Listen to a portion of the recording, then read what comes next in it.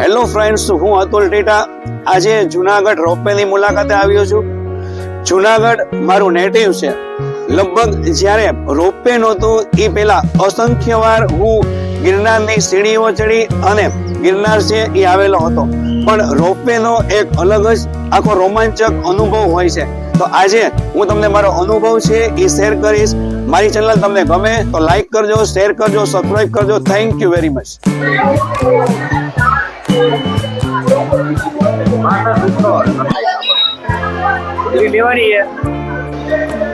Finally અમે ropeway ની ticket લઈ અને હવે અંદર પ્રવેશ કરી લીધો છે. અંદર આવતા જ અહીંયા એક સેલ્ફી પોઈન્ટ છે એ તમને નજરે આવશે. તો અહીંયા તમે સરસ મજાની ફોટોગ્રાફી અને સેલ્ફી છે એ લઈ શકો છો. Lighten up, take me on your magic.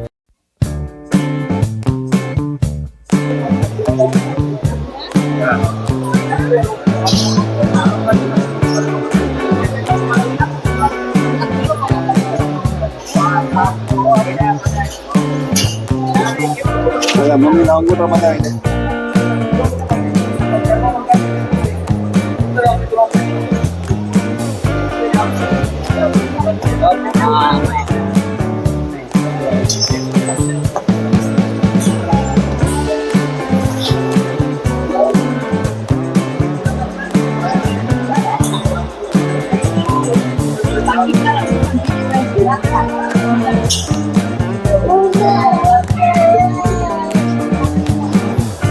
શરદી કોને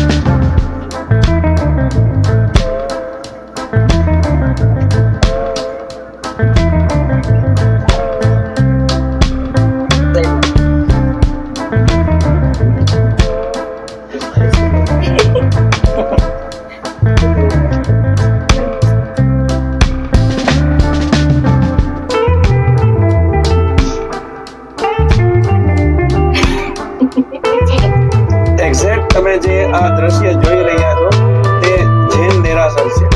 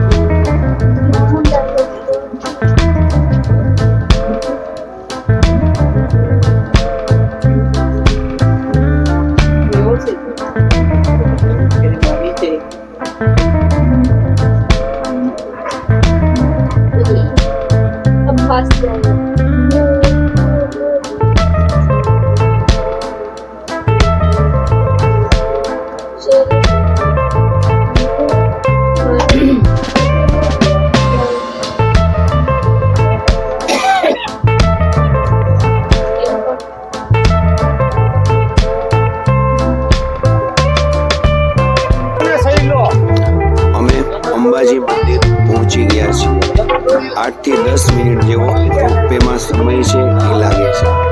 આજ તમે જો સીડીથી ચડશો તો 2.5 થી 3 કલાક જેવો સમયગાળો છે એ લાગે છે.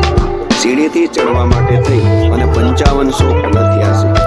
રોપવેનું આવવા જવાનું ભાડું 700 રૂપિયા છે અને નાના બાળકોનું ભાડું છે એ 350 રૂપિયા છે. ઘણા લોકો એમ કહે છે કે રોપવેનું ભાડું છે એ ખૂબ જ વધારે છે, પણ હું દરેક લોકોને એપ્રિશિએટ કરું છું કે એક વખત તો રોપવેનો લાવો છે એ અચૂક લેજો.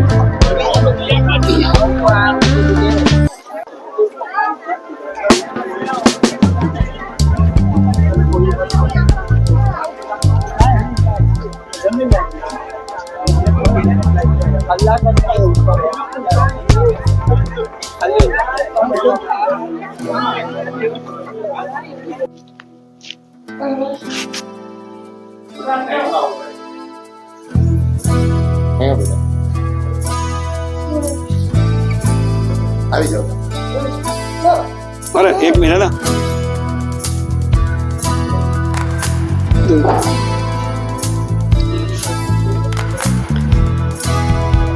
એક મિનિટ.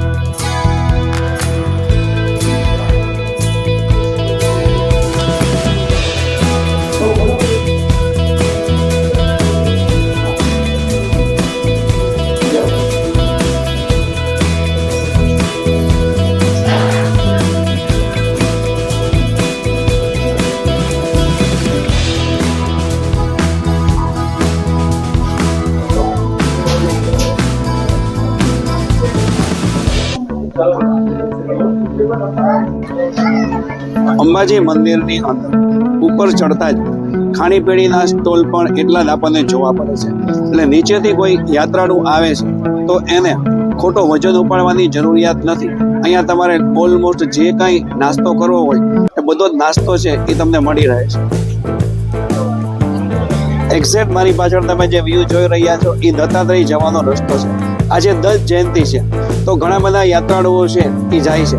માત્ર રોપવેની વ્યવસ્થા અંબાજી મંદિર સુધી જ છે. દત્તાત્રેય જવું હોય તો સીડી ચડી અને જવું પડે છે. આજે અમે લોકો છે એ દત્તાત્રેય જતા નથી, પણ તમને હું બતાવું કે કેટલા યાત્રાળુઓ છે એ સીડી મારફત છે એ દત્તાત્રેય મંદિર છે એ જાય છે.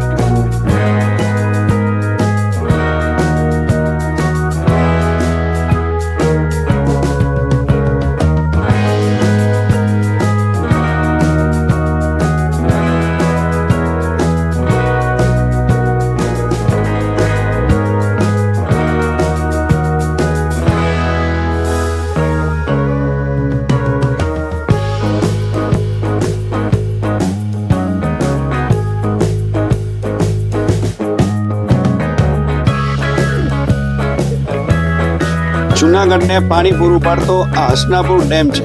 હસનાપુર ડેમ છે એ જુનાગઢમાં જે વિલિંગડન ડેમ આવેલો છે એના કરતાં પણ ખૂબ જ વિશાળ છે.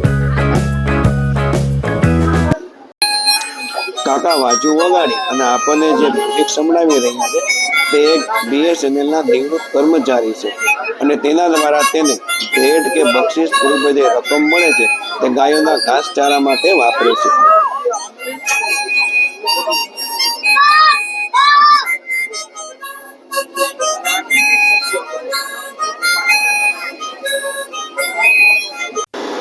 અંબાજી માતાજીના દર્શન કર્યા પછી રોપવેમાં નીચે ઉતરતા તમને રેસ્ટોરન્ટ છે એ જોવા મળશે. આ રેસ્ટોરન્ટની અંદર ઘણા બધા છે એ સ્ટોલ પણ છે વસ્તુ ખરીદવા માટેના, અને ખાણીપીણી તમારે જે કંઈ પણ ખાવું હોય સાઉથ ઇન્ડિયન, ત્યાર પછી પાઉંભાજી, ચાટપુરી, ETC બધું જ તમને અહીં છે એ પ્રાપ્ત થઈ જશે.